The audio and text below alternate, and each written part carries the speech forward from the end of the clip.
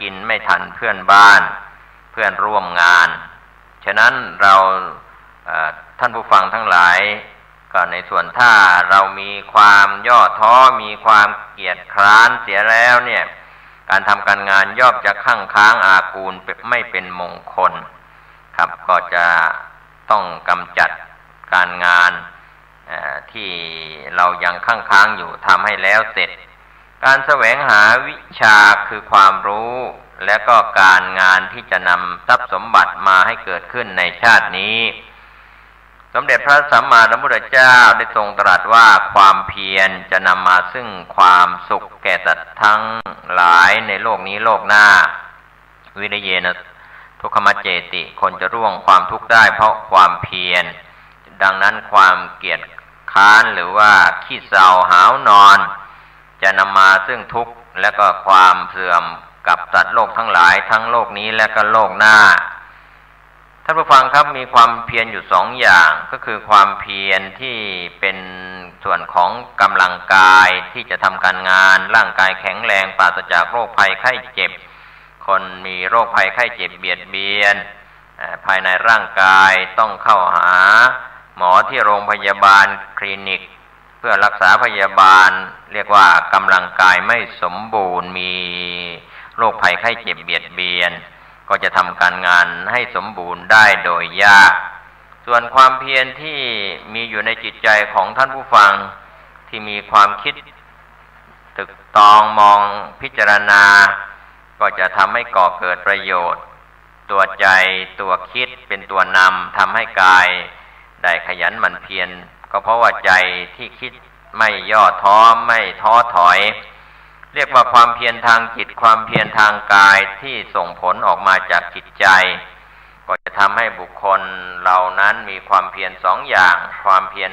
ทางกายก็ทำการงานเพราะว่าไม่มีโรคภัยไข้เจ็บเบียดเบียนร่างกายแข็งแรงการออกกำลังกายจึงทำให้คนเรานั้นมีร่างกายแข็งแรงทำให้โรคภัยไข้เจ็บไม่เบียดเบียนแล้วจิตใจเราก็ต้องเข้มแข็งด้วยทั้งสองอย่างเราเกิดความเพียรทางกายทางจิตใจก็จะทำให้การงานนั้นสมบูรณ์บริบูรณ์เป็นความสุขอย่างสดใส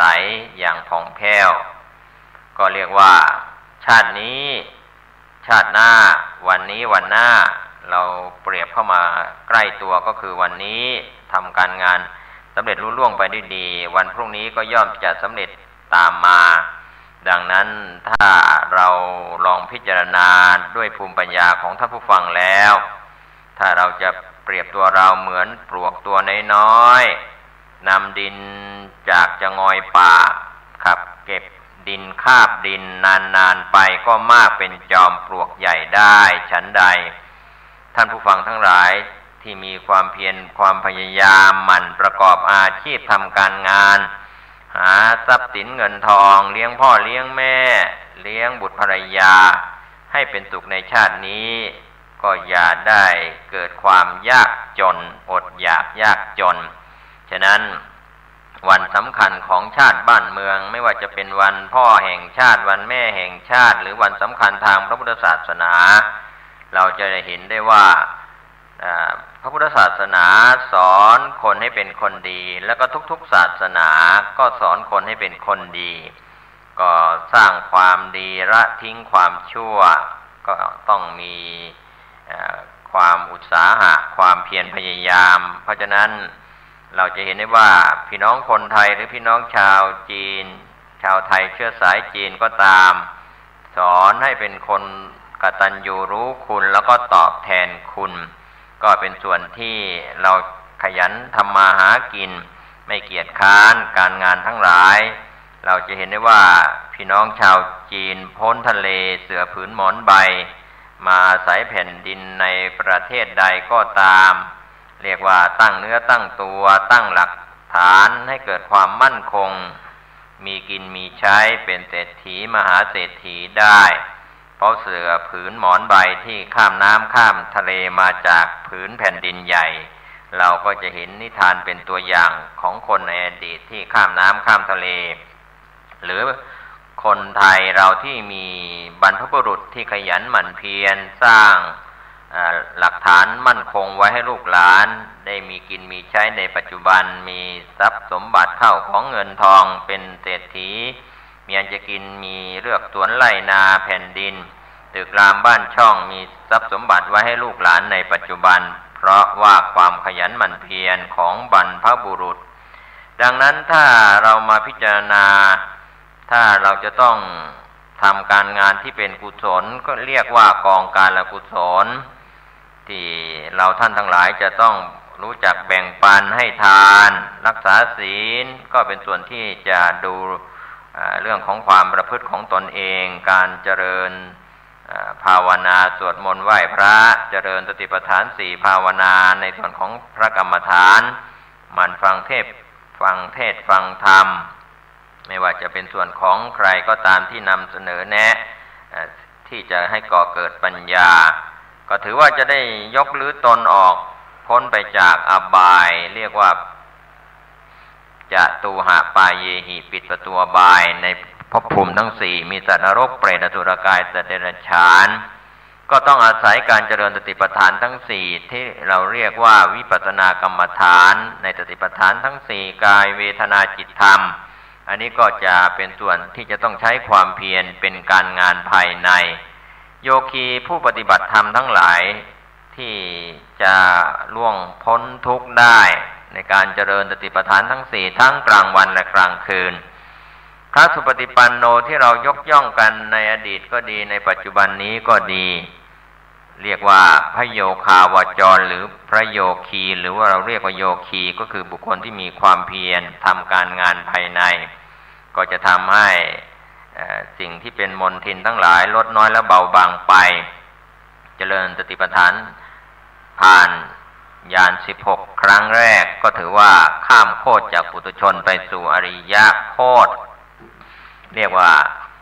บรรลุโสดาปัตติมรรคโสดาปัตติผลเป็นพระอริยบุคคลชั้นพระโสดาบันก็พ้นจากอบายทั้งสี่ก็คือสัตว์นรกเปรตอสุรกายและสัตว์เดรัจฉาน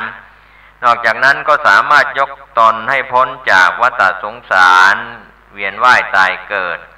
ก็ในส่วนที่เป็นพระอริยบุคคลชั้นพระโสดาบันก็เกิดอย่างมากอีก7 ชาติส่วนใน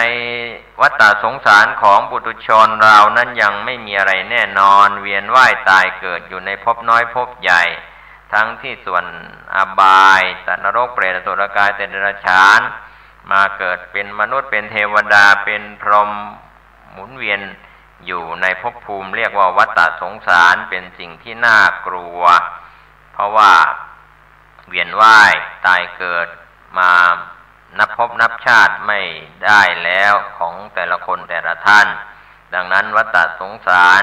เมื่อเราได้เจริญกรรมฐานทั้งสองคือสมถกรรมฐานเมื่อเจริญถึงที่สุดจนได้ฌานรูปฌานอรูปฌานก็ไปบังเกิดเป็นรูปพรหมอรูปพรหมส่วนวิปัสสนากรรมฐานเรามีความเพียรแก่กล้าฆ่ากิเลสได้ในลำดับมรรคต่างๆก็จะได้วิมุตติคือดับอวิชชาตัณหาอุปาทานต่างๆซึ่งเป็นเรื่องที่พระวิปัสสนาจารย์จะได้อธิบายชี้แจงกับผู้ปฏิบัติที่เราเรียกกันว่าโยคีทั้งที่เป็นส่วนของพระคุณเจ้าเป็นพระภิกษุสามเณรหรือโยคีที่เป็นคฤหัสถ์ผู้ครองเรือนได้แสวงหากัลยาณมิตรก็คือครูบาอาจารย์ดังนั้นทางบรรลุมรรคผลนิพพานมีอยู่ข้างหน้าถ้าปัจจุบันเราไม่ละทิ้งความเพียรในการเจริญสติปัฏฐานทั้งสี่ไม่ทอดทุระมัวแต่นอนจมอยู่กับความเกียจคร้านดังนั้นในมงคลข้อที่14นี้ก็คือการงานทั้งภายในก็เป็นมงคลด้วยการเจริญสติปัฏฐานทั้งสี่การงานที่เราทำอยู่ภายนอกก็จะเจริญคือทำให้งานนั้นสำเร็จรุ่ล่วงไปด้วยดีเราไปทำงานทั้งภาครัฐเอกชนหรืองานส่วนตัวก็ตามที่เป็นส่วนที่เรากระทำอยู่เมื่อไม่คั่งค้างแล้วท่านก็จะได้สิ่งที่เป็นมงคลก็คือการงานนั้นไม่คั่งค้างบรรลุเป้าหมายตามเจตนารมณ์ที่ตั้งไว้ก็ถือว่าเป็นอนาคุราจกัมมันตา การทำการงานเมื่อไม่ข้างค้างก็เป็นมงคลที่สำคัญอันองค์สมเด็จพระสัมมาสัมพุทธเจ้าได้ตรัสตอบกับเทวดาที่มาทูลถามปัญหาในเรื่องว่าอะไรเป็นมงคลก็ถือว่าในมงคลละสูตรหรือว่ามังคลสูตร38ข้อ38ประการนี้ข้อการงานที่ไม่ข้างค้างก็เป็นมงคลก่อนในส่วนของหญิงและชายทั้งเด็กทั้งผู้ใหญ่อย่าผลัดวันประกันพรุ่งอย่าเกียจค้านการงานก็จะสำเร็จครับถือว่าเป็นมงคลข้อที่สำคัญมงคลข้อถัดไปเป็นมงคลข้อที่15การให้ทานทานัญจาเอตัมมังคารมุตตมังการให้เป็นสิ่งที่ทำได้โดยยากครับท่านผู้ฟังการแบ่งปันของกินของใช้การบริจาคทรัพย์สินเงินทองสิ่งของมีค่าที่เป็นวัตถุทานซึ่งเราเรียกกันว่าอามิสทานก็ดีหรือเป็นธรรมทานก็คือการให้วิชาความรู้การชี้แจงแสดงการชี้แจงการสอนเรียกว่าวิทยาทานก็เรียกธรรมทานก็เรียกครับก็ถือว่าเป็นทานขั้นที่สูงกว่าวัตถุทานและสิ่งที่เราทำได้โดยยากครับท่านผู้ฟังก็คืออภัยทานการให้อภัยซึ่งกันและกันไม่ถือโทษโกรธเคืองซึ่งกันและกันในการที่เราจะปรองดองต้องการความสามัคคีของคนในชาติถ้าเรายังขาดอภัยทานยังจองเวรกันพวกเขาพวกเราพักเขาพักเราเป็นมิตรเป็นศัตรูกันอยู่อย่างนี้หมายถึงยังเป็นศัตรูอยู่ก็ไม่สามารถจะปรองดองและสามัคคีกันได้ดังนั้นการให้อภัยทานก็ถือว่าเป็นสิ่งที่เราจะให้ได้โดยยากสำหรับบุคคลธรรมดาแล้วก็ยังจองเวรกันอยู่อาฆาตมาตร้ายกันอยู่ปองร้ายกันอยู่ฉะนั้นความสามัคคีของคนในชาติไม่ว่าจะชนในชาติใดประเทศใดในส่วนที่เป็นนิมิตหมายว่าความสามัคคีของคนในชาติจะนำมาซึ่งความสุขการแตกแยกซึ่งความสามัคคีก็เป็นความทุกข์กายทุกข์ใจของคนในชาติไม่ว่าจะเป็นชาติไทยหรือชาติใดๆก็ตามการให้การแบ่งปันสิ่งของกินของใช้ที่เป็นวัตถุทานเราก็ย่อมจะหวงแหนเป็นธรรมดานะครับท่านผู้ฟังของกินของใช้เราก็กลัวจะหมดจะเปลืองศัพท์ทางภาษาล้านนาเราเรียกว่าคิจิหรือว่าคิตนีหวงแหนหวงแหนเนี่ยคนเราถ้ามีความหวงแหนหนาแน่นมากมากแล้วเนี่ยตัวเองจะกินจะใช้อะไรก็ยอมอดคนอยู่ใกล้ชิดจะเป็นสามีภรรยาลูกหลานคนในครอบครัวหรือญาติพี่น้องพ่อแม่ปู่ย่าตายายใครก็ตามหวงของกินของใช้ก็ทำให้ลำบากตัวเองยังไม่พอยังลำบากคนที่อยู่ใกล้ชิดรวมไปถึงเพื่อนสนิทมิตรสหายหรือคนที่ไม่ใช่มิตรไม่ใช่เพื่อนคนที่เป็นเพื่อนร่วมงานก็เรียกว่าแล้งน้ำใจของกินของใช้ไม่แบ่งครับไม่แบ่งปันเรื่องนี้ก็มีตัวอย่างมากมายที่เราได้รู้ได้เห็นกันในเรื่องของเศรษฐีขี้เหนียวหรือเศรษฐีที่มีมัจฉริยะความหวงแหนเป็นเจ้าเรือนเพราะฉะนั้นการให้เนี่ยก็คือกว่าจะตัดใจให้ของกินของใช้ที่เป็นวัตถุทานหรือให้ธรรมะก็ถือว่าเป็นการแบ่งปันความรู้ให้กับท่านผู้ฟังให้กับท่านที่จะสนใจถ่ายทอดวิทยาการต่างๆรับไปไม่ว่าจะเป็นเรื่องของการให้วิทยาทานด้านความรู้ที่ไปประกอบอาชีพหรือศาสตร์ต่างๆจนสำเร็จการศึกษาก็ถือว่าการให้ทานนั้นถือว่าเป็นมงคลในส่วนที่เกิดขึ้นในส่วนของการให้เนี่ยคนเราจะให้นั้นก็มีมูลเหตุจาก2เรื่อง2ประการตัวเราเองเป็นคนที่มีความเห็นถูกต้องเห็นว่าบาปมีจริงบุญมีจริงโลกนี้โลกหน้ามีจริงคุณพ่อคุณแม่มีจริงจึงให้ส่วนเมื่อเราไม่มีความโลภนะเราก็ถือว่ามีปัญญาเกิดขึ้นเป็นปัญญาที่พิจารณาบาปบุญคุณโทษประโยชน์ไม่ใช่ประโยชน์โลกนี้โลกหน้าฉะนั้นการที่เราจะให้ทานได้ก็ต้องมีพื้นฐานเป็นคนที่เคยสั่งสมบุญกุศลจากอดีตสู่ปัจจุบัน เคยให้ทานรักษาศีลเจริญภาวนามองเห็นอานิสงส์ของการให้คือเราให้เขาก็คือให้ตัวเราในสิ่งที่เหมือนเราที่เราทำบุญทำทานมีกินมีใช้ทุกวันนี้เพราะเราเคยบริจาคทานไว้ในอดีตก็มีตัวอย่างที่ผมเคยนำเล่าเรื่องของพระศรีวลีซึ่งเป็นผู้ที่เลิศในทางเอกราชเพราะว่าให้มาทุกภพทุกชาติครับก็ถือว่าเป็นพระสงฆ์สาวกขององค์สมเด็จพระสัมมาสัมพุทธเจ้าที่เป็นผู้เลิศทางเอกราชครับก็ถือว่าการให้เป็นส่วนสำคัญเราจะได้ให้ทานนั้นจะต้องมีเจตนา3อย่างครับท่านผู้ฟังให้ครบถ้วนบริบูรณ์ก่อนให้ชื่อว่าปุพพเจตนาก่อนให้ท่านก็ต้องมีความเลื่อมใสเตรียมพร้อมเรียกว่าเตรียมตัวเตรียมใจที่จะให้ด้วยความเบิกบานหันษาก่อนให้มุนจากเจตนากำลังให้ก็ร่าเริงมีปีติอิ่มอกอิ่มใจไม่เสียดายด้วยอาการหน้าสยิ้วครับก็ถือว่าอาการที่เรายิ้มแย้มเบิกบานแจ่มใสเราให้ในขณะกำลังให้ก็ให้ด้วยความสด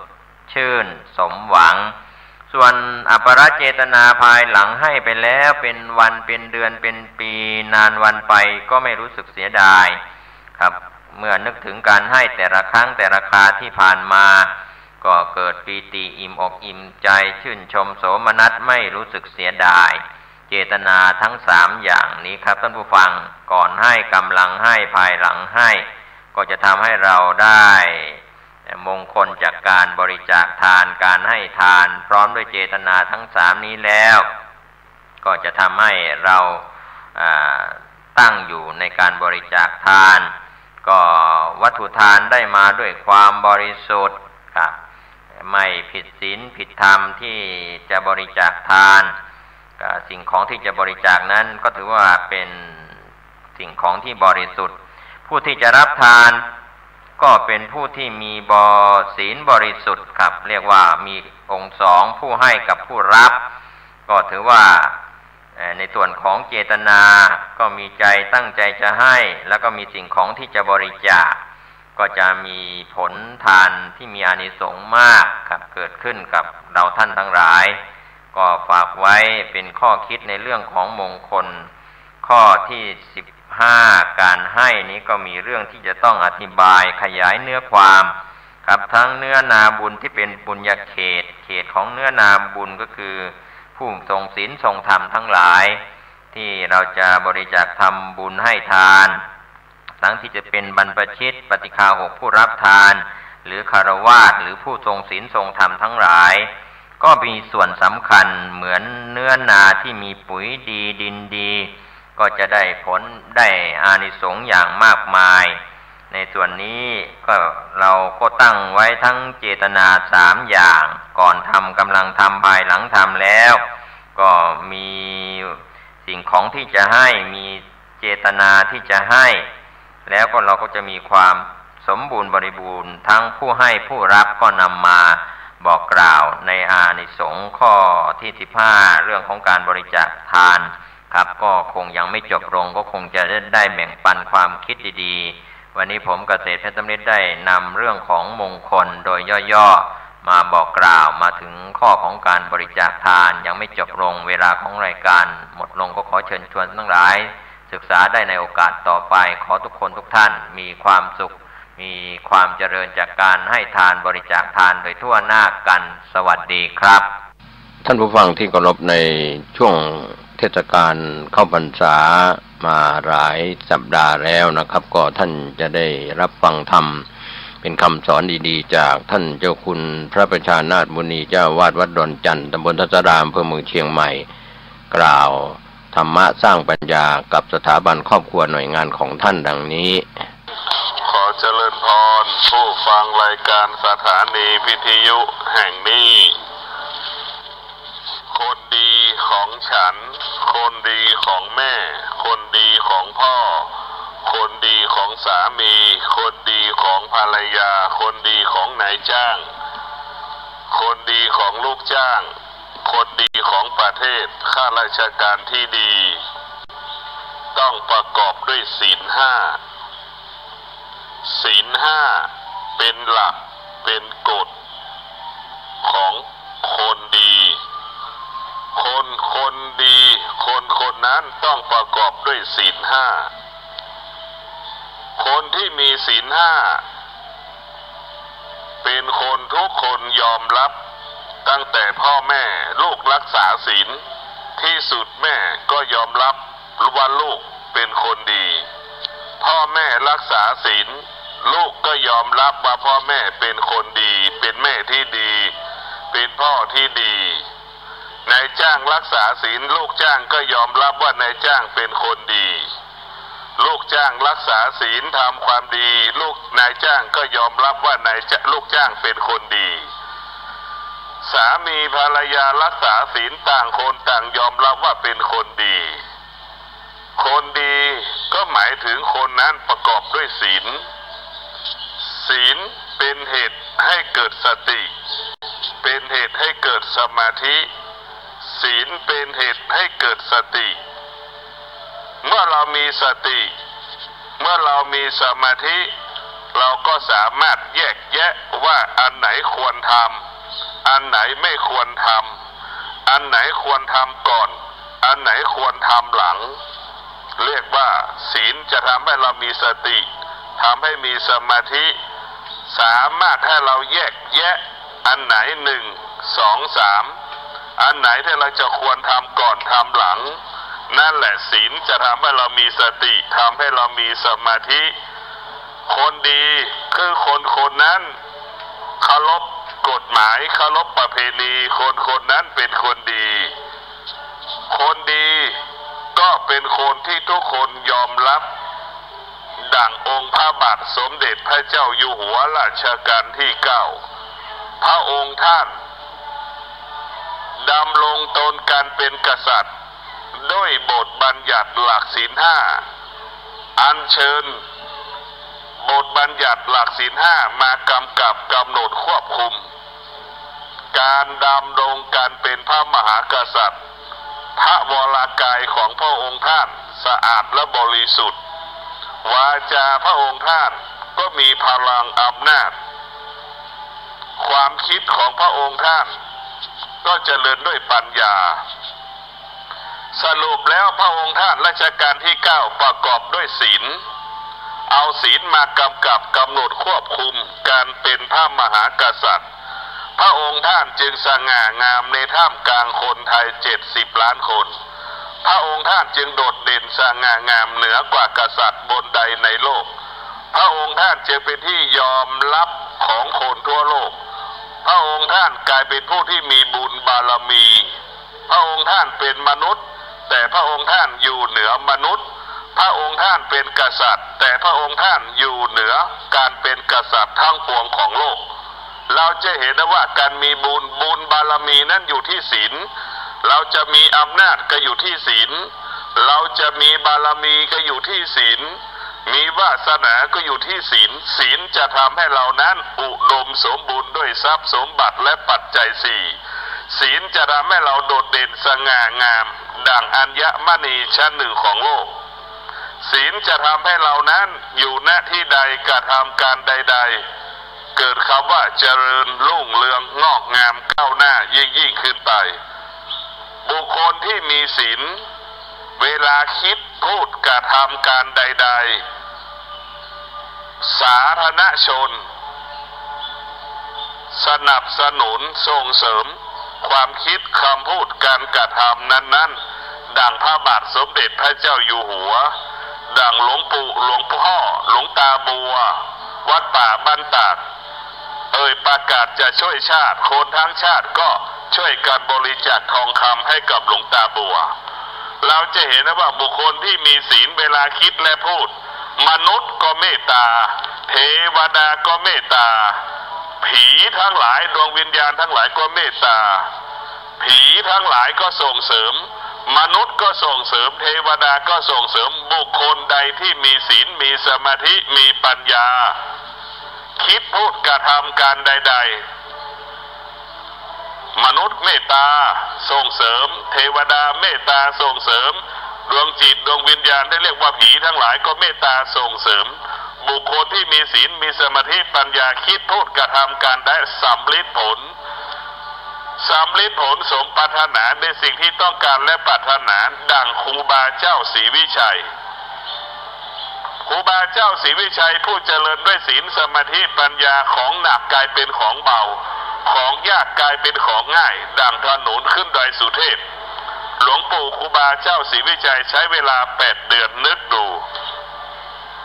หลวงปู่ใช้เวลาแค่8 เดือนนึกดูกันแล้วกันเพราะฉะนั้นหลวงปู่เป็นผู้ที่มีศีลอันบริสุทธิ์ศีลนั้นมีพลังศีลนั้นมีอำนาจศีลนั้นทำให้มีบุญมีบารมีมีวาสนาให้มนุษย์หญิงชายเมตตาเกื้อกูลศีลนั้นของหอมครูบามีศีลครูบาเป็นของหอมทุกคนก็มาอยู่ใกล้ครูบาเปรียบเสมือนต้นเกสรดอกไม้สาธารณชนเปรียบเสมือนแมลงผึ้งมันก็มาดูมเกสรดอกไม้ตลอดทั้งวันทั้งคืนเกสรดอกไม้นั้นมีระยะเวลาแต่ความดีที่พระพุทธเจ้าบัญญัติไว้มีตลอดเวลาดังครูบาเจ้าศรีวิชัยอยู่ในสถิตอยู่ในดวงใจเราเป็นเวลาเป็น100 ปีก็เพราะครูบาเจ้าศรีวิชัยใช้ศีลนี่แหละเป็นสร้างบารมีบุคคลใดมีศีลบุคคลนั้นมีบุญมีบารมีบุคคลใดมีศีลบุคคลนั้นมีอำนาจบุคคลที่มีอำนาจหากไม่มีศีลไม่มีบารมีไม่มีใครเคารพไม่มีใครเชื่อฟังคนจะเคารพเชื่อฟังก็คือคนที่มีศีลเพราะฉะนั้นคนที่มีศีลทั้งเบื้องหน้าเบื้องหลังเป็นที่เคารพเกรงขามย่ำเกรงแก่สาธารณชนท่านทั้งหลายบุญบารมีเกิดขึ้นได้เกิดจากการรักษาศีลเราต้องสร้างบารมีเราต้องสร้างโดยการรักษาศีลนั่นแหละทำให้เราจิตสะอาดและบริสุทธิ์ศีลนั่นแหละจะทำให้เราเป็นค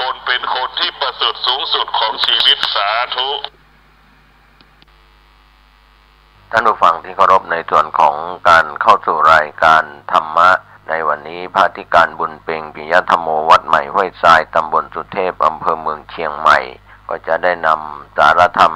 ดีๆแห่งปันเป็นการเพิ่มพูนปัญญาบารมีดังนี้เนี่ยก็จะได้ตอบคือว่าเมื่อพระพุทธเจ้าของเรานั้นเมื่อสมัยเป็นวงสวรรค์นะแล้วก็เนี้ยตีจะมาเกิดเป็นวงสวรรค์นั้นก็มีคืนพระเจ้าพรหมทัตเนี่ยพร้อมทั้งมเหสีก็บ่มีลูกเต้านะเมื่อบ่มีลูกเต้าแล้วก็พวกนั่นต่างๆพวกบริวารต่างๆหรือว่าเสนาอามาตย์ต่างๆเนี่ยก็ขอร้องว่าขอให้มีลูกมีเต้าอันนี้ในเมื่อเขาขอร้องอย่างนั้นนะในที่สุดปัญญาเพิ่นก็ว่าขอเนี่ยรักษาศีลนะรักษาศีลกันรักษาศีลจะเป็นศีล5ศีล8เนี่ยรักษาศีลแล้วก็ขอเนี่ยไปบนบานศาลกล่าวพวกเทวะอารักษ์ต่างๆเนี่ยเมื่อไปบนบานศาลกล่าวอย่างนั้นก็มีเนี่ยท้าวเรียกว่าพระอินทร์เนี่ยก็มาว่ามีความร้อนถึงพระอินทร์แล้วอย่างก็มีทรงมาเนี่ยมาเกิดทรงเทพพบุตรหรือว่าเนี่ยมาในเมื่อทรงมาแล้วเนี่ยกันนางมเหสีนี่ก็ฝันว่ามีผู้เอาดอกบัวมาดอกบัวนั่นก็งามนั่นดีนะแล้วก็ดอกบัวก็หายไปในเมืองเนี่ยฝันอย่างนี้แล้วฝันกับเล่าไปเจ้าพรหมทัตเผาฝังเนี่ยเจ้าพรหมทัตเบิ่งกับ ดีอกดีใจว่าคงจะได้ลูกในเมื่อได้มาแล้วเนี่ยได้มาอยู่ในต้อง10 เดือนกับประสูติออกมาเนี่ยเมื่อประสูติออกมาแล้วก็อยากจะเรียนศิลปวิทยาอันนี้นะอยากจะเรียนแต่ว่า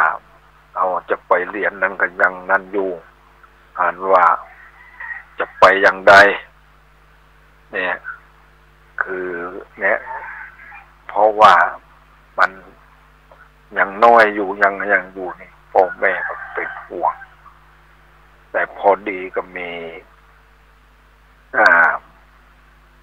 คนแก่ผู้หนึ่ง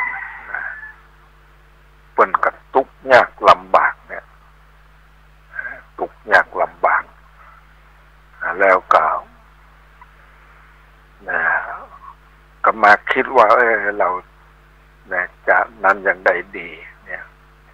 ก็เข้าไปในป่าแล้วก็ไปหัน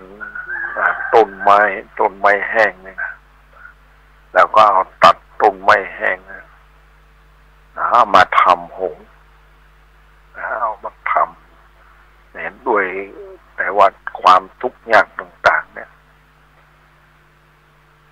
ก็เฮินคนแก่เนี่ยก็ตั้งใจพยายามทำให้มันเป็นตัวหงส์ตัวนั้นแล้วเข้าไปอยู่ใน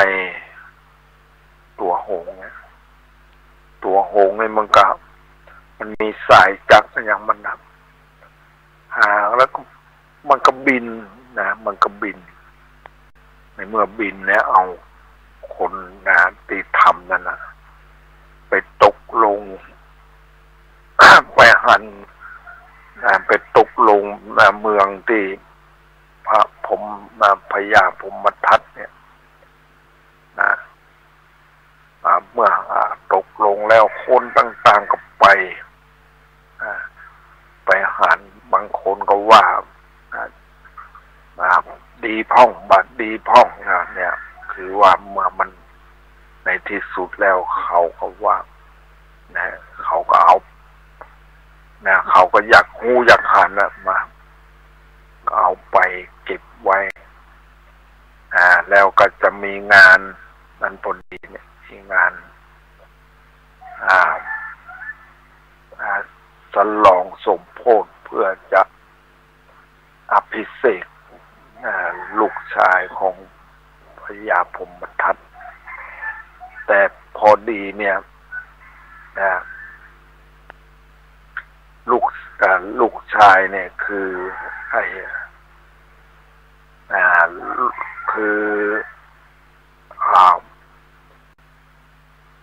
บัวละวงเนี่ยบัวละวง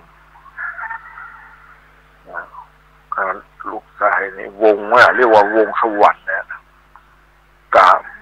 จะเนี่ยกับไปหันหงไปหันอะไรอย่างแล้วเนี่ยก็ไปจักสายจักอย่างนั้นในที่สุดก็หงก็บินไปหงก็บินไปแล้วเนี่ยเมื่อบินไปเนี่ยก็มันก็นั่นเพื่อเนี่ยเมื่อมันบินไปเนี่ยก็เนี่ยเรียกว่ามันกับไปเนี่ยบินไปไกลแล้วใจก็ว่าจะไปอยากจะไปนั่นพระจันทร์แต่ที่สุดก็ไปถูกลมเนี่ยลมพัดหงกับตกลงมากับไปคือ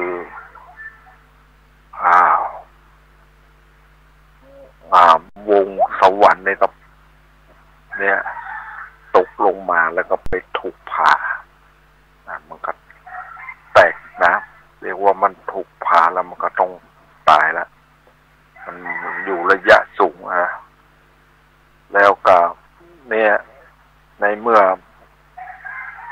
นี้แหละเนี่ยทั้งพ่อทั้งแม่ทั้งอะไรอย่างพวกเนี่ยนั่นก็ต้องนั่นแล้วก็ต้องจะทำอย่างไรว่ามันไปที่ไหนออกไปที่ไหนเพราะว่าไปตรวจดูหงแล้วก็หงมันบ่มีนะแสดงว่าเขาลงเอาหงไปแล้วในเมื่อนะก็มีความ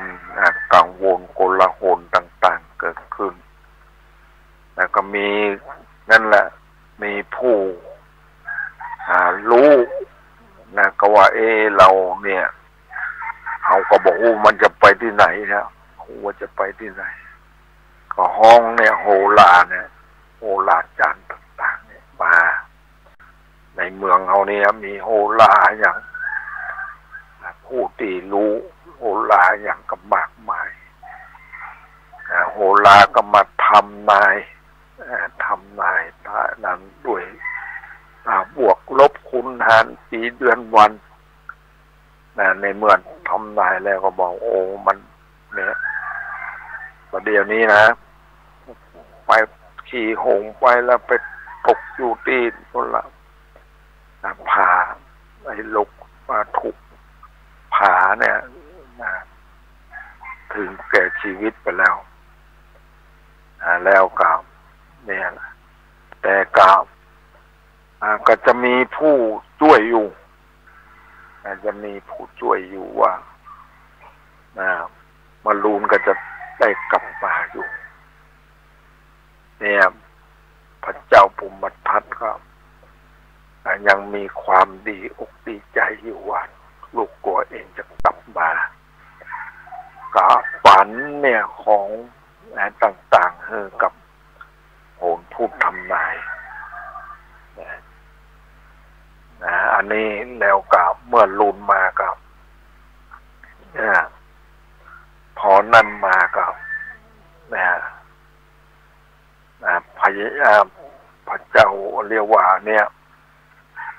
พระร้อนถึงพระอินทร์เหมือนกันว่าเพราะว่าไอ้เนี่ยพระเจ้าเรียกว่าพวกโหนทำนายต่างๆเนี่ยว่าจะได้กลับคืนมาเนี่ยก็ขอวนมาบ้านต่างๆว่าขอเนี่ยเทวาอารักษ์ต่างๆเนี่ยคอยดูแลอย่างเป็นอันตรายอย่างต่างๆเนี่ยในความขอเรียกด้วยความอธิษฐานด้วยความนั้นก็ร้อนถึงพระอินทร์ก็นั้นแล้วก็มาลงมาช่วย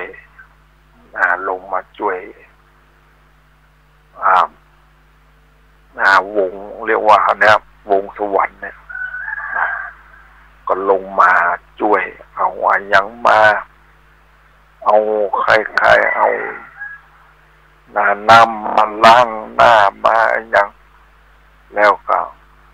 เนี่ยพยายามหาวิธีต่างๆเนี่ยมาช่วยในที่สุดก็ฟื้นขึ้นมาได้แล้วเนี่ยว่าแล้วกันนั้นเนี่ยก็รู้ว่าเป็นพระอินทร์เป็นนั้นมาช่วยแล้วก็ว่าจะมีความประสงค์จะไปทางใดเนี่ยแล้วมีความประสงค์ว่าจะไปอยากจะไปศึกษาว่ามีพระฤาษีอยู่ที่อยู่ทางใดอยู่ทางทิศเหนือ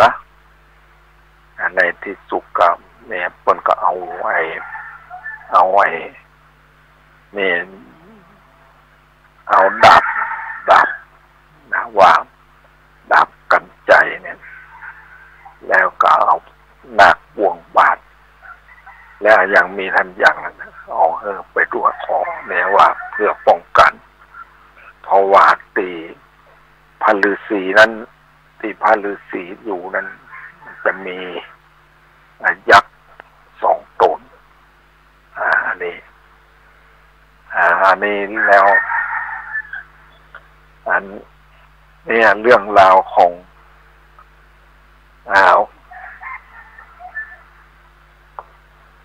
วงสวรรค์เนี่ยนะ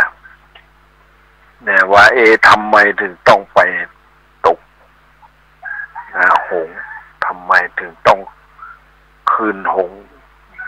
ขี่หงส์ไปแล้วไปตกลงในอากาศลงไปถูกหินผาเนี่ยอันนี้ก็เพราะว่ามันมีกรรมมาปนคนเรานั้นมีกรรมมาปนนะครับถ้าจะเรียกว่าถามเนี่ยเป็นว่าถ้าจะถามพระพุทธเจ้าแล้วเนี่ยเรื่องราวอันนี้พอเรื่องราวเกี่ยวกับพระพุทธเจ้าติดเปิ้นสร้างบารมีในอดีตชาติเปิ้นว่าเนี่ยเพราะเหตุที่เปิ้นมีกรรมอยู่คือว่าเมื่อสมัยเมื่อเป็นนายพรานนั่นเป็นนายพรานเนี่ยไปซ้อหาไปสอบภาพล่าสัตว์ต่างๆเข้าไปในป่าเนี่ยก็ไปหันหนูอันนี้ไปหันหลังหนูอยู่ในผงหนูมันล่นเข้าไปในหูไม้นะมันจะเอากระบอกได้เนี่ยพอมันเข้าไปในรูแล้วก็หาวิธีคือว่าเอาหลัวเนี่ยเอาหลัวแล้วก็เอาไฟสุมหนูมันจะขึ้นทางบนก็มาขึ้นไปทางบนก็มาได้จะลงทางลุ่มก็มาได้เพราะถูกไฟในที่สุดก็ออกจากรูป่องวิทย์ออกไปเนี่ยก็ตกลงมาก็ถึงแก่ความตายอันนี้บุพกรรมของที่เปิ้นได้นำไว้แล้วได้ทำไว้แล้วได้สร้างไว้แล้วเนี่ยอันนี้เพราะว่ากรรมเล็กๆน้อยๆเนี่ยจะไปว่าสัตว์เล็กๆน้อยๆมันบ่มีความสำคัญมันก็มีชีวิตมีจิตใจอยู่เนี่ยอันนี้นั้นคือวงสวรรค์เนี่ยทำไมถึงต้องขึ้นไปบนอากาศแล้วก็ไปตกลงมาเนี่ยขี่หงส์แล้วหงส์มันก็ปีกมันหักแล้วก็ต้องตกลงมาถึงตายอันนี้เรื่องนี้นะเรื่องเกี่ยวกับเรื่องกรรมเรื่องคนของกรรมเนี่ยเรื่องกรรมมันจะต้องติดตามตัวเองอย่างเรื่องเนี่ยวงสวรรค์เนี่ยแต่ว่าเปิ้นก็อันอยู่แต่มันก็มีสิ่งที่ช่วยอยู่ในเมื่อสิ่งที่เนี้ยสิ่งเนี่ยกรรมเนี่ยกรรมดีก็มีกรรมมันดีก็มีกรรมดีก็คงจะมีแต่ที่มีพระอินทร์มาช่วยแล้วก็เอาไว้ดับอย่างนี้ที่จะไปเข้าหาพระฤาษีอันนี้เรื่องไอ้นี่แหละเรื่องทำกรรมคนเรานั้นทำกรรมกรรมดีและบัดดีมันยังย่อมจะติดตามตัวเองคือกรรมคือการกระทำของตัวเองเนี่ยอันนี้ในธรรมเมื่อบอกว่าจะเป็นสัตว์เล็กสัตว์น้อยนี่นะมันก็มีผลมันมีผลอยู่จะไปดูถูกว่ามันเล็กมันน้อยอันนี้เรื่องนี้แหละเราจะต้องเอามาพิจารณาเรื่อง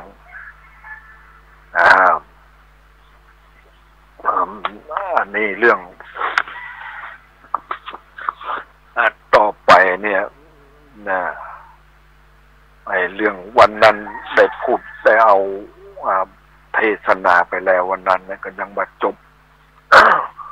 ยังบัดจบนะนี่เป็นเรื่องราวแต่ว่าเราก็อันนี้ก็หมายความว่ามันก็นั่นอยู่เนี่ยเราจำได้พ่องจำว่าได้พ่องนะโสปิปุริโสส่วนอันว่าอาการขี่ไล่การจอดไว้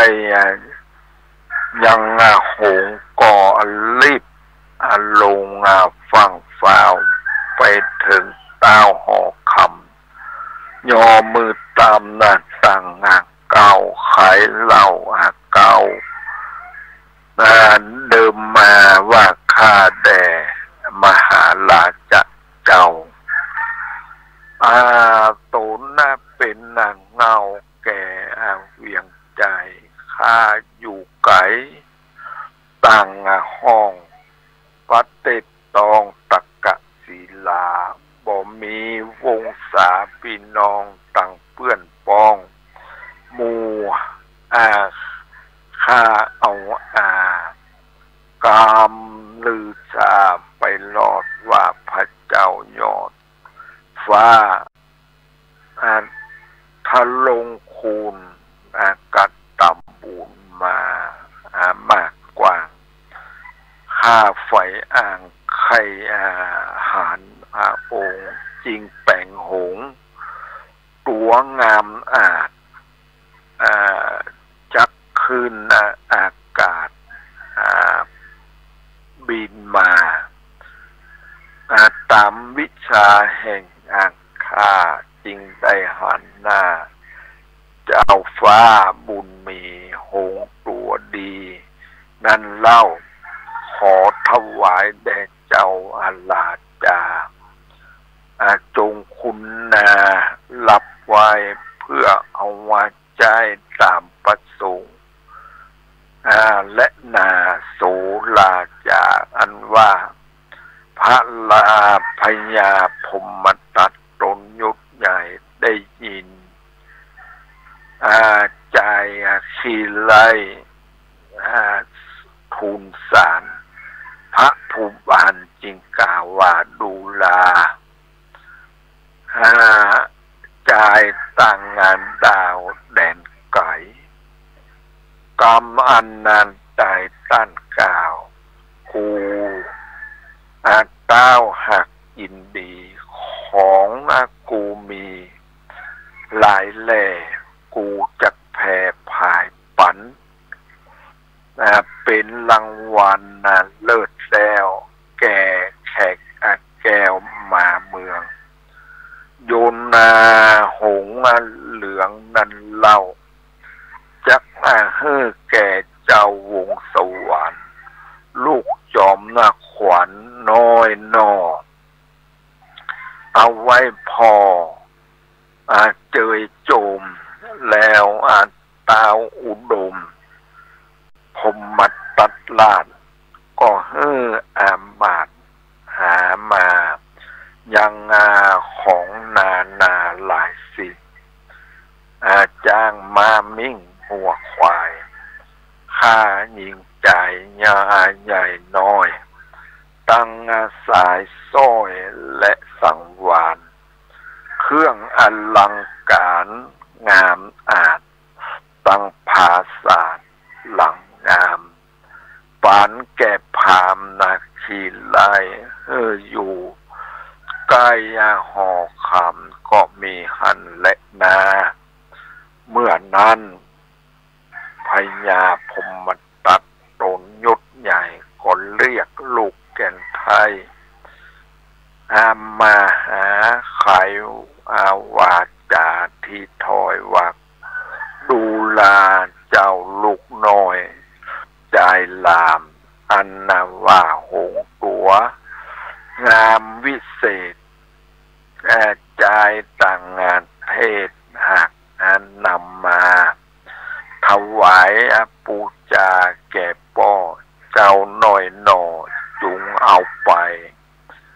เล่นตามนาใจไฟอ้างตามตี้ข้างหอคำกันเจ้าได้ยินกำปอดดาวใจเจ้ายาวยินดีอันชุลีขาบไว้ซึ่งเต้าไทยปิดตาแล้วออกมาไปนอกลองเอินนำบอกเสนาว่าดูลาเสนาเฮยมวลหมู่หงโยนอยู่ตังใดตูจุงเอาไว้รีบห่างเอาไว้ข้างไว้ที่ข้างหอใจเสนาไว้รีบห่าวตั้งลูกเต้าหักไขกรรมลากหงคำตัวใหญ่ออกมาไว้กลางสนามกล่าวกำนางามนาจืนจ้อยว่าขอพระนอดหน่อยจุงกอยดูแดดเดอะเมื่อนั้นเจ้าวงสวรรค์ก็ผายผันไปสู่ยังที่อยู่หงสาเล็งไปมาทวนทีบ่เว้นที่ตั้งใดกึดในใจขักคอย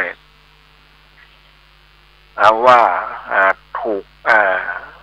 ว่ากูจักกอยจามดูพระบุญจูนอเนาก็เข้าไปเลยจักอาศัยใหญ่วาดลวดขึ้นอากาศยามเดียวบินลวดเลววองเวียนแว่นห้องพลานอพุทธาหันทวนนาทีหันตุกตี้ในเมืองคนนั้นเนืองแงนหน้าว่าหงตัวกาจักไปไหนส่วนเสนาในจุผู้ตกกับป้าอยู่ตังมวลแล้วรีบจวนกันเมื่อไว้ยังเต้าไทยปิดตาไข่ขี้ยาเหล่าเก้าพญาเจ้ารู้จุปการที่ท่านได้รับฟังจบลงไปแล้วนั้นก็เป็นการบรรยายธรรมะจากพระอธิการบุญเปงปิยธรรมโมวัดใหม่ห้วยทรายตำบลสุเทพอำเภอเมืองเชียงใหม่เชิญท่านติดตามศึกษาได้ในวันต่อไป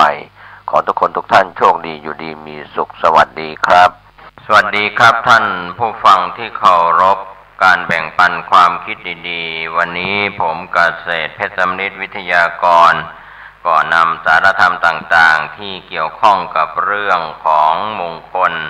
ครับถือว่าการได้แสวงหาสิ่งที่เป็นมิ่งมงคลที่ถูกต้องตามคำสอนในทางพระพุทธศาสนาครับที่องค์สมเด็จพระสัมมาสัมพุทธเจ้าได้แสดงกับเทวดาแก้ปัญหาว่าอะไรเป็นมงคล38ข้อ38ประการครับในช่วงข่าวที่ผ่านมาผมก็ได้พูดถึงมงคลข้อที่15การให้ทานทานัญจาเอตัมมังคารมุตตัมมังก็มีสาเหตุ2ประการของการให้ทานก็คือเป็นผู้มีปัญญาสัมมาทิฏฐิเห็นชอบข้อที่2ก็มีความไม่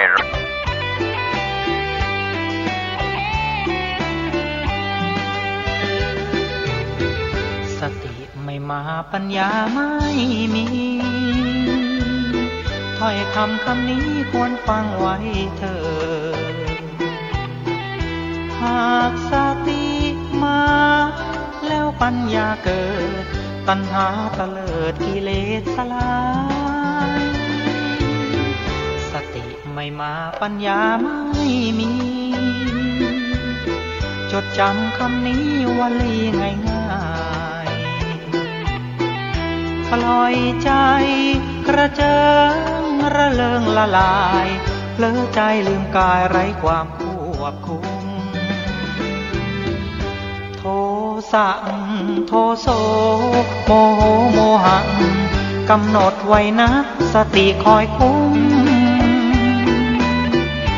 กำหนดใจและกายมิใช่เดาสุ่มสติคอยคุมรู้ตัวทั่วพร้อมสติกลับมาปัญญาร่าเริงจิตใจเคยเลิงรู้ตัวโดยอ้อมหากปล่อยใจกายเผลอไปทุกย่อมหัวใจก็ย่อมฟุ้งซ่านให้มานเข้าคุม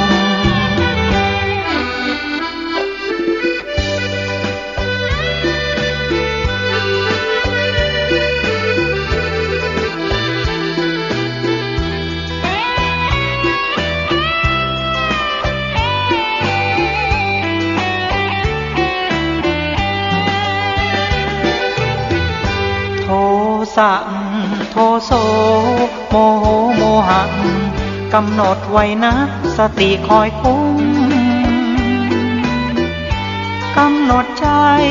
และกายมิใช่เดาสุ่มสติคอยคุมรู้ตัวทั่วพร้อม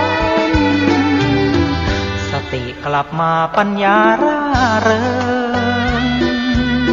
จิตใจเคยเลิงรู้ตัวโดยอ้อมหากปล่อยใจกายเผลอไปทุกย่อมหัวใจก็ย่อมฟุ้งซ่านให้มานเข้าคุม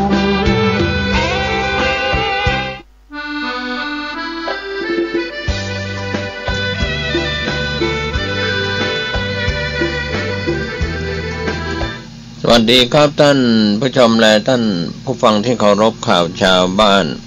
เสียงธรรมเสียงข่าวผมเกษตรเพชรสำริดผู้ดำเนินรายการรายงานตัวรายงานข่าวสารที่มีอยู่ในพื้นที่เชียงใหม่ลำพูนภาคเหนือวันนี้ก็เป็นวันพฤหัสบดี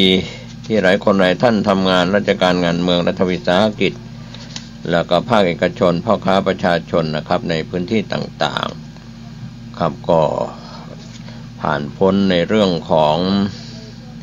เดือนสิงหาคมวันนี้เป็นวันที่23สิงหาคม2561แล้วก็จะสิ้นเดือนสิงหาคมอีกไม่กี่วันข้างหน้านี้ก็เรื่องของดินฟ้าอากาศก็ดีจากกรมอุตุนิยมวิทยาก็ขอให้ท่านติดตามการพยากรณ์อากาศวันนี้เครือข่ายสถานีวิทยุพระพุทธศาสนาเพื่อการศึกษาและวัฒนธรรม FM 104.50 เมกะเฮิรตซ์ตั้งอยู่ที่วัดฝายหินตำบลสุเทพอำเภอเมืองเชียงใหม่ก็มีอาจารย์ประคูสมุวิทยวัฒน์วรกิจโจเป็นผู้อำนวยการสถานีพร้อมคณะกรรมการบริหารฝ่ายบรรพชิตและคฤหัสถ์ก็ทำหน้าที่กันผมเกษตรเพชรสำริดที่ปรึกษาของสถานีวิทยุพระพุทธศาสนาเพื่อการศึกษาและวัฒนธรรม 104.50 เมกะเฮิรตซ์ของเราก็ทั้งเป็นที่ปรึกษาแล้วก็ดำเนินรายการข่าวชาวบ้านแล้วก็ธรรมสาระต่างๆนะครับเรียกว่าผสมผสานกันในโอกาสที่เราก็ทำหน้าที่ของการเป็นอุบาสกที่ดีก็ทำหน้าที่ให้ธรรมสาระแบ่งปันความคิดดีๆกันที่บันทึกเทปไว้ก็ดีจัดสดก็ตามรวมถึงข่าวชาวบ้านที่ผู้ดำเนินรายการทำหน้าที่สื่อสารมวลชนมาออกจากเพศบรรพชิตมาอยู่ในแวดวงของสื่อมวลชน25ปีก้าวย่างสู่ปีที่26แล้วครับก็ถือว่าเราเป็นลูกผสมเรียกว่าสะเทินน้ำสะเทินบกนะครับท่านผู้ฟังผู้ดำเนินรายการก็ใช้ชีวิตแต่ก็ไม่ทอดทิ้งศาสนายังทำหน้าที่เป็นอุบาสกที่ดีปกป้องพระพุทธศาสนาใครที่ไม่ศึกษาใครที่ไม่ปฏิบัติตามใครที่มีความคิดเห็นวิปลาสคลาดเคลื่อนจากความเป็นจริงในเรื่องของพระพุทธศาสนาเราก็ช่วยกันปกป้องนะครับคนที่จะทำลายพระพุทธศาสนาที่แท้จริงนั่นก็คือคนที่เป็นชาวพุทธเรานะครับคนนอกพุทธศาสนาไม่ค่อยเท่าไหร่นะครับคนที่อยู่ในพระพุทธศาสนาเราที่ไม่ได้ศึกษาตัวศาสนามี3นะครับปริยัติศาสนาตัวศาสนาข้อแรกก็คือการที่เราไม่ฟังไม่ศึกษาไม่เรียนรู้คำสอนในทางพระพุทธศาสนานี่แหละพี่น้องชาวพุทธทั้งบรรพชิตคฤหัสถ์เราทำลายพระพุทธศาสนาด้วยการไม่เรียนไม่ศึ ศึกษาไม่แสวงหาความรู้ในปัจจุบันนั้นมีการศึกษาพระไตรปิฎกอัตถกถาฎีกานุฎีกาศึกษานักธรรมตรีโทเอกธรรมศึกษาตรีโทเอกบาลีจนจบปริญญาธรรม9ประโยคในส่วนของอภิธรรมจนจบอภิธรรมบัณฑิตแล้วก็ในส่วนของมหาวิทยาลัยสงฆ์ทั้งสองแห่งมจรมวรนะครับก็เรียกว่าวิชาการทางโลกวิชาการทางธรรมผสมผสานกันก็ก่อเกิดประโยชน์นะครับทั้งพระภิกษุสามเณรอาจจะไม่ได้รับการสนับสนุนจากอุบาสกบาติกาภายนอกเพราะว่าพระภิกษุสามเณรลูกหลานของเราในช่วงเช้าๆนั่งรถเดือนมาเรียนสายสามัญที่โรงเรียนการกุศลของวัดก็ดีหรือโรงเรียนมัธยมหรือเข้าไปศึกษาปริญญาตรีโทเอกในมหาวิทยาลัยนะครับก็เปิดกว้างไม่มีการปิดกั้นกันในเรื่องของพระภิกษุสามเณรก็จะอย่างไรก็ตามนะครับจะศึกษาฝ่ายธรรมะให้มากนะครับพระภิกษุสามเณรไม่ใช่ว่าทำวัดสวดมนต์เจริญพุทธมนต์สวดมนต์ไม่เป็นทำวัดไม่เป็นนะครับแต่ว่าจบการศึกษาม.ต้นม.ปลายแล้วก็ศึกษาราเพศไปทำหน้าที่ศึกษาต่อในรอบรั้วมหาวิทยาลัยแต่ไม่รู้นะไม่รู้โมไม่รู้ธรรมะคำสอนนี่แหละก็ถือว่าพระเหลืองหุ้มต่อจริงๆอาศัยพระเหลืองมาศึกษาเราเรียนเท่านั้นนะครับก็ขออย่าได้เป็นอย่างนั้นขอให้เป็นเนื้อนาบุญนะครับทั้งพระภิกษุสามเณรก็ใช้ผ้ากาสาวพัสห่มกายเรียนหนังสือที่เป็นสายสามัญทางโลกก็ฝากด้วยเพราะว่าเข้ามาแล้วไม่ได้มีโอกาสได้ศึกษาพระปริยัติธรรมซึ่งเป็นตัวศาสนานี่เราพูดกันตรงๆอย่างนั้นส่วนปฏิศาสนาก็ลงมือปฏิบัติของพระภิกษุสามเณรอุบาสกบาติกาเราก็ต้องเรียนแล้วก็ต้องปฏิบัติด้วยหรือว่าปฏิบัติแล้วต้องศึกษาด้วยผลก็จะตามมา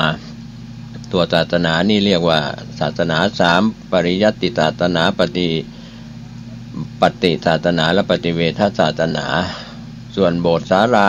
ศาสนาบุคคลศาสนาสถานนั้นก็ไม่ใช่ตัวศาสนานะครับตัวศาสนาที่แท้จริงก็คือคำสอนที่เป็นพระปริยัติธรรม 84,000 พระธรรมขันธ์แล้วก็ลงมือปฏิบัติแล้วก็ผลที่เกิดจากการศึกษาผลที่เกิดจากการปฏิบัตินี่แหละที่จะสามารถจันรงพระพุทธศาสนาของเราให้อยู่รอดปลอดภัยได้นะครับก็เป็นธรรมะก่อนข่าววันนี้ฝากไว้ให้กับท่านที่รับฟังคลื่น FM 104.50 เมกะเฮิรตซ์ของวัดไหวหินหลังมหาวิทยาลัยเชียงใหม่นะครับออนแอร์24 ชั่วโมงแล้วก็ลิงก์สัญญาณไปยังสถานีวิทยุชุมชนคนนาน้อยอำเภอนาน้อยจังหวัดน่าน FM 91.50 เมกะเฮิรตซ์ก็มีอาจารย์ประครูสุจินต์นันทธรรมเป็นผู้อำนวยการสถานีพร้อมคณะกรรมการฝ่ายบรรพชิตและคฤหัสถ์ที่วิทยุชุมชนคนนาน้อยนะครับเราก็ลิงก์สัญญาณออกอากาศออนแอร์กันในช่วงเวลานี้เช่นเดียวกันก็เป็นส่วนของเครือข่ายที่ยังลิงก์ไปไม่ว่าจะเป็น Facebook YouTube เว็บไซต์ต่างๆนะครับด้วยความขอบคุณข่าวแรกวันนี้ในส่วนของสมเด็จพระเทพรัตนราชสุดาสยามบรมราชกุมารี21 สิงหาคม 2561 9:26 นาทีเสด็จพระราชดำเนินไปยังค่ายสุรศักดิ์มนตรีอำเภอเมืองลำปางจังหวัดลำปางทอดพระเนตรโครงการเดินตามรอยเท้าพ่อค่ายสุรศักดิ์มนตรีมณฑลทหารบกที่32ขยายพื้นที่โครงการสร้างความยั่งยืนและขยายแนวคิดไปสู่หน่วยทหารอื่นๆในค่ายสุรศักดิ์มนตรีมุ่งหวังให้กำลังพลเป็นแกนนำในการทำเกษตรอินทรีย์ตลอดจนเป็นแหล่งเรียนรู้ให้กับผู้ที่สนใจนะครับก็มีกิจกรรมที่น่าสนใจการเพาะเลี้ยงและขยายพันธุ์กบนาได้ทดลองเลี้ยงกบนา3รูปแบบเลี้ยงในบ่อกระชังบ่อซีเมนต์เลี้ยงแบบรีสอร์ทธรรมชาติซึ่งเป็นการเลี้ยงแบบรีสอร์ทธรรมชาติได้ผลดีทำให้กบโตเร็วนะครับก็เป็นส่วนที่มีการฉีดฮอร์โมนกระตุ้นการผสมพันธุ์เพื่อช่วยให้กบขยายพันธุ์ได้อย่างรวดเร็วมีรายได้จากการจำหน่ายเดือนละ 3,000 ถึง 5,000 บาทก็มีกิจกรรมปลูกผักตามวิถีสีเขลางนครปลูกผักพื้นเมืองที่มีมากในพื้นที่โดยเฉพาะผักที่เป็นเครื่องเคียงรับประทานกับลาบนะครับซึ่งเป็นเอกลักษณ์ของชาวจังหวัดลำปางก็มี7โซนผัก54ชนิด ก็มีผักแปมดีปลาก้างตะไคร้ผักไผ่ผลผลิตที่ได้ก็จะนำไปส่งให้กับโรงเลี้ยงร้าน54ชนิดนะครับที่ส่งไปนะครับก็ไปที่โรงเลี้ยงแล้วก็ร้านลาบในพื้นที่โดยรอบค่ายนะครับใกล้เคียงของค่ายสุรศักดิ์มนตรีลำปางแล้วก็สร้างรายได้ให้กับกำลังพลศูนย์การเรียนรู้เกษตรอินทรีย์ก็เป็นการอบรมให้ความรู้เกษตรอินทรีย์กับกำลังพลในพื้นที่โครงการของทหารแล้วก็ตลอดจนประชาชนที่สนใจก็มีการทำเตาเผาถ่านจากถัง200 ลิตรนะครับการเพาะเห็ดลมจากขอนไม้และการเลี้ยงไส้เดือนการเพาะเห็ดโคนน้อยและก็การทำน้ำหมักกำจัดและก็ไล่แมลงนอกจากนั้นทอดพระเนตรกิจกรรมของกองพันทหารราบที่2กรมทหารราบที่17ดำ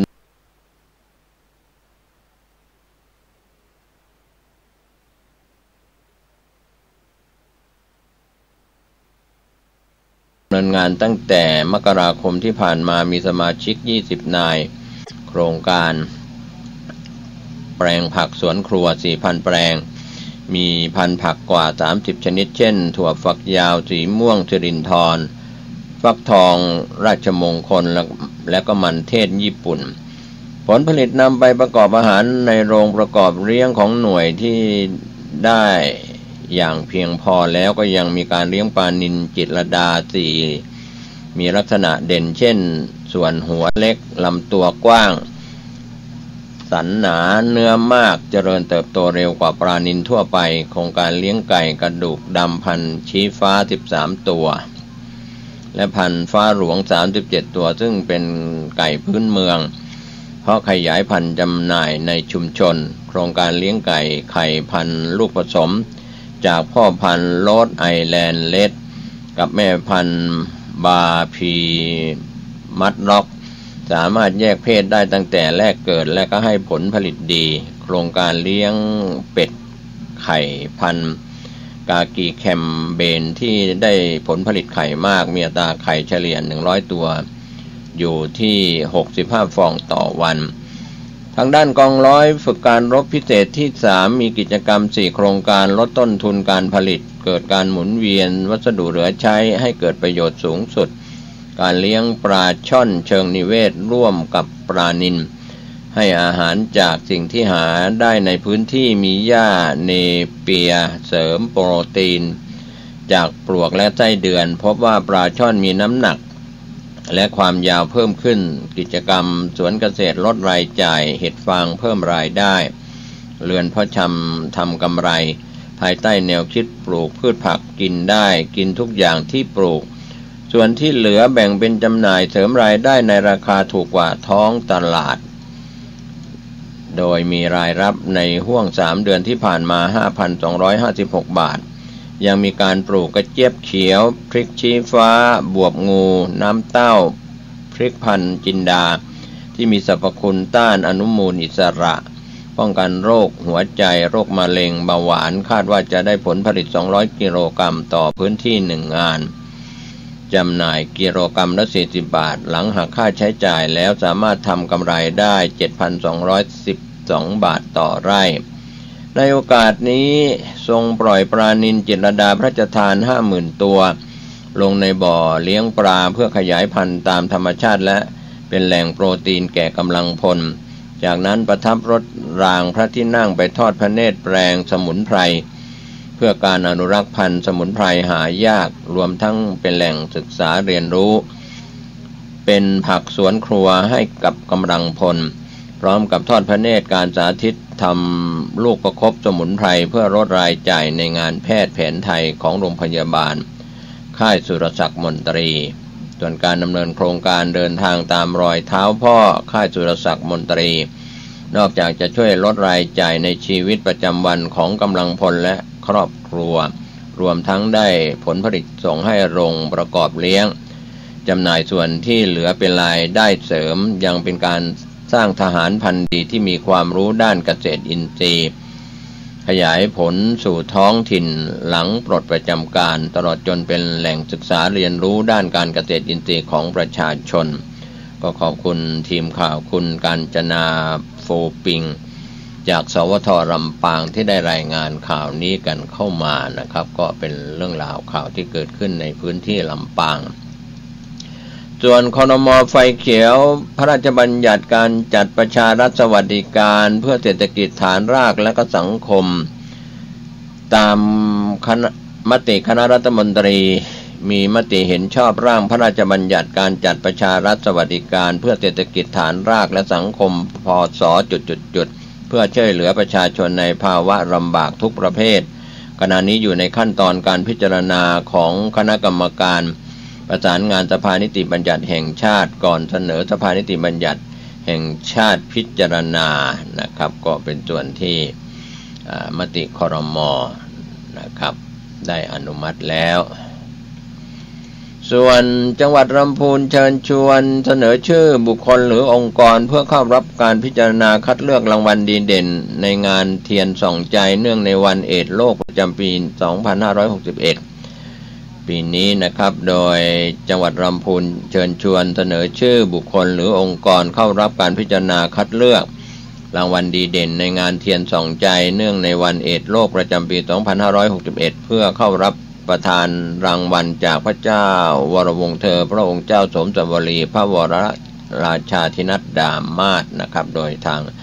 สำนักงานสาธารณสุขจังหวัดลำพูนก็รายงานข่าวนี้กันเข้ามานะครับก็จังหวัดลำพูนนั้นประชาสัมพันธ์เชิญชวนผู้สนใจส่งบุคคลองค์กรเข้ารับการคัดเลือกรางวัลดีเด่นต่างๆก็สามารถส่งเอกสารไปที่ศูนย์วิจัยโรคเอดส์สภากาชาติไทยเลขที่ 104 ถนนราชดำริเขตปทุมวันกรุงเทพรหัสไปรษณีย์10330ภายในวันที่10ตุลาคม2561นี้สอบถามรายละเอียดทางโทรศัพท์02251 ถึง5ต่อ119นะครับก็ขอบคุณทีมข่าวคุณรุจิราเสนานุชจากสำนักงานประชาสัมพันธ์จังหวัดลำพูนที่ได้รายงานข่าวนี้กันเข้ามาน่านอบรมทำข้อมูลการเรือนกระจกระดับเมืองแล้ว22สิงหาคมเมื่อวานนี้ห้องที่น่านนายวรกิตติศรีทิพากรรองผู้ว่าราชการจังหวัดลำพูนขออภัยรองผู้ว่าราชการจังหวัดน่านเปิดการอบรมจะทำข้อมูลการเรือนกระจกระดับเมืองโครงการพัฒนาแนวทางลดก๊าซเรือนกระจกระดับจังหวัดน่านมีองค์การบริหารจัดการก๊าซเรือนกระจกองค์การมหาชนสำนักงานทรัพยากรธรรมชาติและสิ่งแวดล้อมจังหวัดน่านองค์กรปกครองส่วนท้องถิ่นส่วนราชการที่เกี่ยวข้องเข้ารับการอบรมนะครับก็เป็นข่าวจากจังหวัดน่านขอบคุณทีมข่าวคุณอาจอำพลแก้ววิจิตรจากสำนักงานประชาสัมพันธ์จังหวัดน่านที่ได้รายงานข่าวนี้กันเข้ามาผู้ว่าราชการจังหวัดน่านสั่งการหน่วยงานที่รับผิดชอบเร่งซ่อมแซมพนังกั้นน้ำที่ทรุดตัว22สิงหาคมที่ผ่านมาชุมชนบ้านสวนตาลตำบลในเวียงอำเภอเมืองน่านจังหวัดน่านนายไพศาลวิมลรัตน์ผู้ว่าราชการจังหวัดน่านสั่งการให้เทศบาลเมืองน่านทำงานร่วมกับสำนักงานโยธาธิการและผังเมืองน่านกองพันทหารม้าที่10ที่15เร่งดำเนินการซ่อมแซมระบบป้องกันน้ำท่วมพนังกั้นน้ำบริเวณชุมชนบ้านสวนตาลล่างที่เกิดการทรุดตัวจากการกัดเซาะของมวลน้ำจากสถานการณ์น้ำท่วมระหว่าง 18-20 สิงหาคมที่ผ่านมาก็แก้ไขเบื้องต้นโดยทางเทศบาลเมืองน่านได้ดำเนินการทำพนังกั้นน้ำชั่วคราวโครงการนำไม้มาตอกเป็นการปักหลักแล้วนำกระสอบทรายทำเป็นตลิ่งแบบขั้นบันได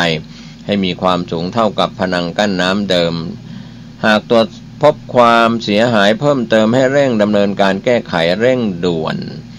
เนื่องจากหากยังมีฝนตกลงมาเพิ่มเติมอาจทำให้ระดับน้ำเพิ่มสูงส่งผลกระทบต่อพี่น้องประชาชนได้นะครับก็เป็นความห่วงใยของพ่อเมืองน่านนายไพศาลวิมลรัตน์พร้อมทีมงานก็ออกตรวจสอบกันเป็นบรรยากาศเมื่อวานนี้ส่วนเชียงราย ทีมข่าวจากเชียงรายได้รายงานกันเข้ามาหลายหน่วยงานเร่งช่วยเหลือผู้ประสบภัยกรณีเพลิงไหม้บ้านพักในโรงเรียนพิทักษ์เกียรติวิทยาอำเภอเวียงป่าเป้าจังหวัดเชียงรายก็เป็นส่วนที่นายวิวัฒน์แจ้งสว่างนายอำเภอเวียงป่าเป้าเชียงรายกล่าวถึงวันที่21สิงหาคมที่ผ่านมาเวลา 13:20 น.เกิดเหตุไฟไหม้บริเวณบ้านพักไม่มีบ้านเลขที่ภายในโรงเรียนพิทักษ์เกียรติวิทยาหมู่ที่11ตำบลเวียงอำเภอเวียงป่าเป้าจังหวัดเชียงรายเจ้าของบ้านคือนายสมควรคำยวงอายุ79ปีกับนางทัตนีคำยวงอายุ72ปีอาชีพเป็นผู้ช่วยทำอาหารขายให้กับนักเรียนโรงเรียนพิทักษ์เกียรติบ้านที่เกิดไฟไหม้เป็นบ้านชั้นเดียวสร้างด้วยไม้และปูนผสมกันส่วนสาเหตุเพลิงไหม้คาดว่าเกิดจากไฟไหม้หม้ออาหารที่อุ่นทิ้งไว้บนเตาแก๊สเป็นเวลานานเบื้องต้นไม่มีผู้ได้รับบาดเจ็บและเสียชีวิตส่วนความเสียหายเบื้องต้นก็มีโทรทัศน์1เครื่องตู้เย็น2เครื่องซักผ้า1เครื่องความเสียหายจากตัวบ้าน 100,000 บาทโดยกิ่งกาชาดอำเภอเวียงป่าเป้าเชียงรายมอบข้าวของใช้ที่จำเป็นข้าวสารอาหารแห้งและน้ำดื่มเพื่อเป็นการช่วยเหลือเบื้องต้นและเป็นขวัญกำลังใจกับผู้ประสบไฟไหม้แล้วนะครับนอกจากนี้ทางอำเภอเวียงป่าเป้าได้รายงานต่อจังหวัดเชียงรายขออนุมัติงบช่วยเหลือตามระเบียบทางราชการแล้วก็เป็นค่าซ่อมแซมบ้านเรือนบางส่วนทางท้องถิ่นก็ได้ให้การสนับสนุนสามารถไปอาศัยได้ต่อไปขณะที่เทศบาลตำบลเวียงป่าเป้าและองค์การบริหารส่วนตำบลเวียงป่าเป้าได้จัดสรรงบประมาณเข้าไปช่วยเหลืออีกส่วนหนึ่งด้วยผู้ประสบภัยไม่มีเสื้อผ้าใส่เนื่องจากบ้านพักเสียหายเกือบทั้งหลังทางอำเภอเวียงป่าเป้าได้จัดหาให้แล้วบางส่วนผู้มีจิตเป็นกุศลสามารถร่วมบริจาคเสื้อผ้าและเครื่องนุ่งห่มกับผู้ประสบภัยได้ที่ฝ่ายปกครองที่ว่าการอำเภอเวียงป่าเป้าจังหวัดเชียงรายตั้งแต่บัดนี้เป็นต้นไปก็ขอบคุณคุณกนกพรเพียรช่างคิดสวท.เชียงรายนะครับที่ได้รายงานข่าวนี้กันเข้ามานะครับหลากหลายเรื่องราวข่าวที่เกิดขึ้นในพื้นที่นะครับก็ในส่วนข่าวจากจังหวัดแม่ฮ่องสอนนะครับองค์การบริหารส่วนจังหวัดแม่ฮ่องสอนเตรียมจัดโครงการเยาวชนวัยใสห่างไกลยาเสพติดแล้วที่แม่ฮ่องสอนเมื่อวานนี้นายอัคเดชวันชัยธนวงศ์นายกองค์การบริหารส่วนจังหวัดแม่ฮ่องสอนกล่าวถึงองค์การบริหารส่วนจังหวัดแม่ฮ่องสอนร่วมกับสำนักงานคุมประพฤติจังหวัดแม่ฮ่องสอนและอาสาสมัครคุมประพฤติจังหวัดแม่ฮ่องสอนอบรมให้ความรู้เรื่องพิษภัยของยาเสพติดข้อระเบียบกฎหมายต่างๆที่เกี่ยวกับยาเสพติดวิธีการป้องกันยาเสพติดให้กับเด็กและเยาวชนประชาชนอำเภอแม่ลาน้อยอำเภอแม่เสรียงอำเภอศพเมยและผู้ถูกคุมประพฤติในเขตพื้นที่อำเภอแม่เสรียงจังหวัดแม่ฮ่องสอน700คนให้รับรู้รับทราบและทำความเข้าใจนะครับก็ในการจัดอบรมจะมีขึ้นในวันที่24สิงหาคม2561ที่โรงเรียนแม่เสรียงบริพัฒน์ศึกษาอำเภอแม่เสรียงจังหวัดแม่ฮ่องสอนนะครับก็เป็นเรื่องราวข่าวที่เกิดขึ้นในพื้นที่ของจังหวัดแม่ฮ่องสอนก็วันนี้ข่าวชาวบ้านเสียงธรรมเสียงข่าวผมเกษตรเพชรสำริดบรรณาธิการข่าวก้าวหน้านิวทีมข่าวทีมงานผมในนามนายทะเบียนสมาคมนักข่าวเชียงใหม่ก็ร่วมกับนายกิตติกมลจริตโชคไพศาลนายกสมาคมนักข่าวเชียงใหม่คณะกรรมการบริหารที่ปรึกษาสมาชิกของสมาคมนักข่าวเชียงใหม่ร่วมกับชมรมบรรณาธิการข่าวภูมิภาคแห่งประเทศไทยก็ร่วมกันกับสื่อไม่ว่าจะเป็นหนังสือพิมพ์4เหล่าทัพหนังสือพิมพ์ธุรกิจภาคเหนือและก็ในส่วนทีมงานคณะกรรมการบริหารสมาคมนักข่าวเชียงใหม่ในสื่อแขนงต่างๆไม่ว่าจะเป็นหนังสือพิมพ์ทีวีวิทยุกระจายเสียงด้วยความขอบคุณนะครับในการรายงานข่าวสารกันในช่องทางต่างๆ8จังหวัดภาคเหนือตอนบนเป็นภาคปกติประจำวันช่วงนี้ฝนตกชุกหนาแน่นขอให้ท่านติดตามการพยากรณ์อากาศจากกรมอุตุนิยมวิทยาและศูนย์อุตุนิยมวิทยาท้ายข่าวก่อนจากกันไปเรื่องของรถด่วนขบวนพิเศษฟังเทศในช่วงเข้าพรรษาคณะสงฆ์เชียงใหม่ร่วมกับองค์กรเครือข่ายชาวพุทธจังหวัดเชียงใหม่ก็เป็นส่วนที่จะมีรถด่วนครั้งที่4เป็นวันอาทิตย์ที่26สิงหาคมนี้ ตรงกับขึ้น15ค่ำเดือน11เหนือไปยังวัดศรีโพธารามตำบลยางเนิ้งอำเภอสารพีจังหวัดเชียงใหม่ฟังพระธรรมเทศนา1 กัน 20 นาฬิกานะครับส่วนข่าวฝากเพื่อการประชาสัมพันธ์ด้วยทางวัดปราสาทตำบลทัดสิงห์อำเภอเมืองจังหวัดเชียงใหม่โดยท่านพระครูธีรธรรมประภาสเจ้าวาดวัดปราสาทพร้อมคณะศรัทธาพร้อมใจกันจัดงานวันกตัญญูของวัดปราสาทตำบลทัดสิงห์อำเภอเมืองจังหวัดเชียงใหม่วันเสาร์ที่15 กันยายนช่วงเช้า 9 นาฬิกาเป็นต้นไปเชิญท่านร่วมงานนี้โดยพร้อมเพียงกันส่วนการเป็นเจ้าภาพถวายภัตตาหารโครงการวิปัสสนาธุระของคณะสงฆ์จังหวัดเชียงใหม่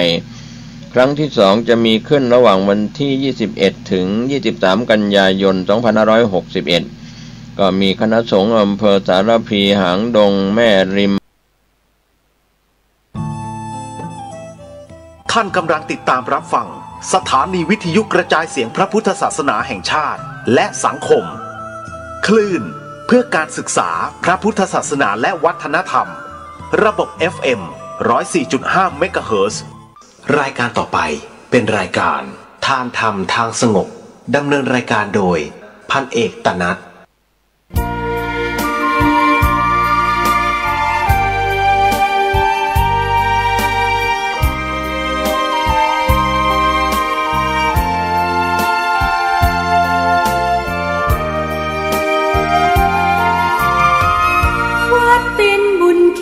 วิเศษสถานเหมือนทิพย์วิมานของหมู่ประชาสะอาดรื่นรมด้วยร่มเงาไม้ได้ร่วมศรัทธาสมเป็นศาลาแหล่งพักพึ่งใจเห็นพระประธานเหนือแท่นทำรงองค์เนื้ออาจอำไพแต่ทำจุนเจือโอบเพื่อเรามองปัดป้องปวงไทยผู้น้อมดวงใจกราบไหว้วันทาวัดเล็กหรือใหญ่ไม่สำคัญวัดเท่าเทียมกันด้วยแรงพัฒนาพระสงฆ์เคร่งครัดทำกิจวัตรทุกวันเวลามีจิตเมตตาต่อชาวสังคมระฆังกังวานขานเร่งศรัทธาคิดพัฒนาวัดให้เหมาะสมดื่มด่ำธรรมะขจัดตัณหา